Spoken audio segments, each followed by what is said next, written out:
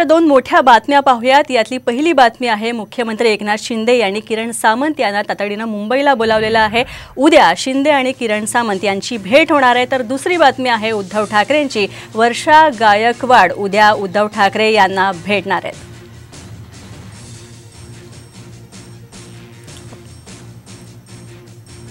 आपण पाहतोय सध्याच्या या दोन मोठ्या बातम्या आहेत। एकीकडे वर्षा गायकवाड या उद्धव ठाकरे यांची भेट घेणार आहे, तर दुसरीकडे मुख्यमंत्री एकनाथ शिंदे यांनी किरण सामंत यांना भेटायला बोलवलं आहे। तसंच अजित पवार यांनी केलेल्या वक्तव्यासंदर्भातलं स्टेटस किरण सामंत यांनी ठेवलं होतं आणि त्याच पार्श्वभूमीवर एकनाथ शिंदे यांनी किरण सामंत यांना बोलवलेलं आहे।